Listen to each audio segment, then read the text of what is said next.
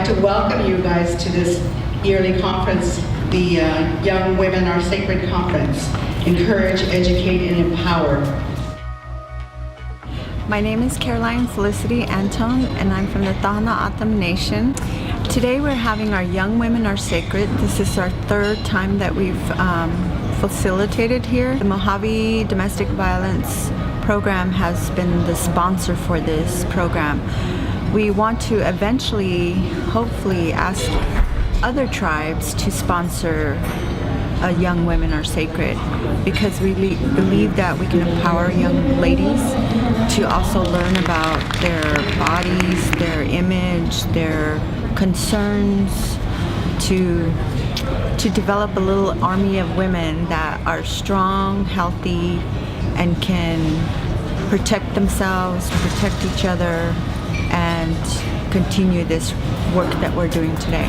You know, the village raising the child, or everyone doing things for the greater good of humanity, really is alive, and it's all really up to us to just make. We have the glory of good decisions. We have bad choices that we can make, but we have the glory of being able to make good choices. What we as Native people have been blindly taught or told was true, but we find out it's not. So having those teachings, learn about different things in life, and taking all the good, and there are going to be some bad, but learn from those experiences from the bad and not have consequences. So have them walk the road that they can, like, have no troubles or worries, and be productive women.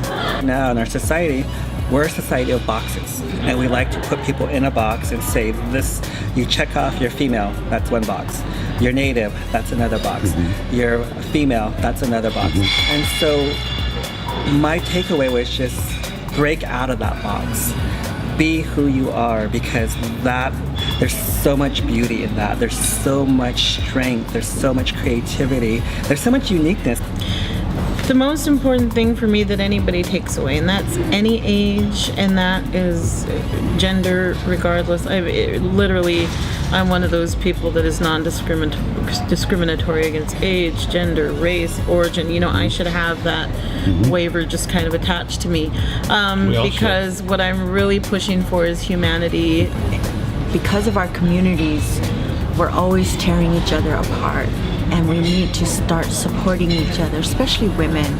We've been taught that, you know, other women are enemies or competition, but it's not. I think that this type of conference is important for young women because of the simple fact that a lot of times when we go to conferences, we tend to neglect the fact that our children really are our future, and they are the purpose that we do the work that we do, and making sure that they have a voice in what's going on around them, and being able to understand how important for them it is to be able to continue moving forward, especially when they come from trauma, is really important. And being able to validate their feelings and their understanding of what the world entails around them is very important. For the girls, and I've been with the Young Women Are Sacred Conference for about 3 years, and what I would like them to leave with every year is to respect one another, to learn respect, to respect themselves, and also, you know, just interact, get to know other people, because, you know, it's a big world out there, and it's always good to make friends and become a little bit more social. So what I want them to leave here with is confidence. Confidence that they know what is out there, they know what could be coming at them, and they know what to do if it does come their direction. Because if we give them the knowledge necessary to understand what is coming at them, then it builds the confidence within them so that they can handle these situations out on their own, because they're not going to be home with us forever.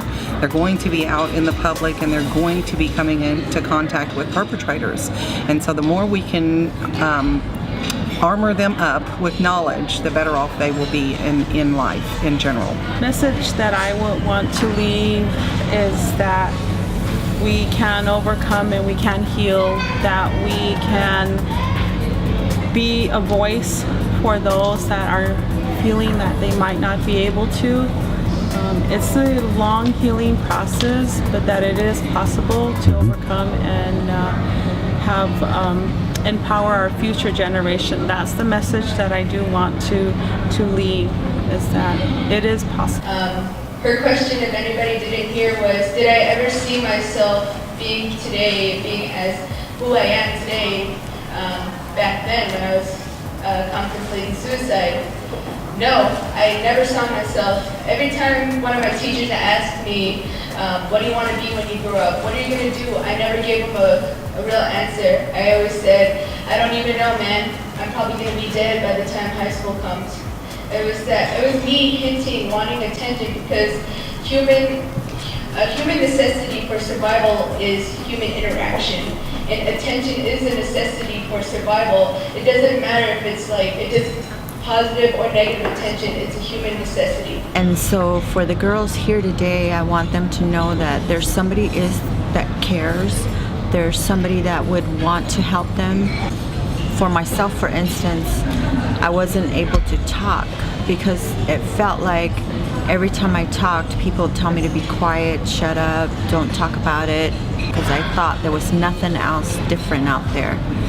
And so I want to be able to show the girls that there are people out there that are not living the domestic violence, they're not living the alcohol, they're not just existing, they're living today, they're happy today, they're knowledgeable, they have dreams, they have wants, they have careers, they have homes, safe homes, beautiful homes.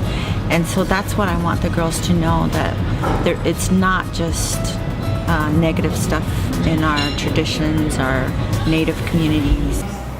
Pushed me into where coming out of that was, like I said, spoken word, because building my confidence is what really brought me out of my shell, it really brought me out into the community, it really made me a role model. And there's a lot of stuff that I can do that I don't know I can do. And there's a lot of stuff you guys can do that you don't know you can do. You just gotta find something you're passionate about. You gotta find like a hat, pants, shoes. With all the humility you guys go through, humility will get you through life.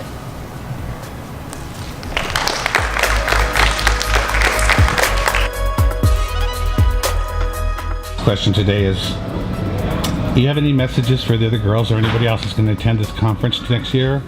I'd say, learn as much as you can, take everything in, get as much out of it, and it really does help. I noticed in myself a change since coming here, that I've changed a lot from who I was when I first arrived to who I am now when I'm going to leave. Basically, the message I want to tell other young women is, take advantage of this, embrace it, because the encouragement, the information they're giving here, it really is gonna help you in life. And yeah.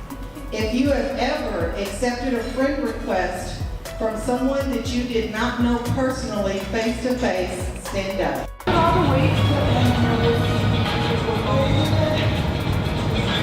Conference. Okay, so 1, 2. We are here at the Young Women Are Sacred Conference 2017. So we want to go and share some of the stories that we've had growing up. And he's shown us a better way. Life has seen other things to you. I just have to say, and you can look from the sky for him light, sweet my dreams from every night. What better person to fit that position? Myself. I can't even believe that. Just like LeAnn and everybody else said, what happened? I was just 18. Very eloquently and very, very welcoming. Thank you for that. And then LeAnn. Or an adult chaperone, stand up. If you have ever ran away from home, to love and support each other, and that's what I want them to go away with.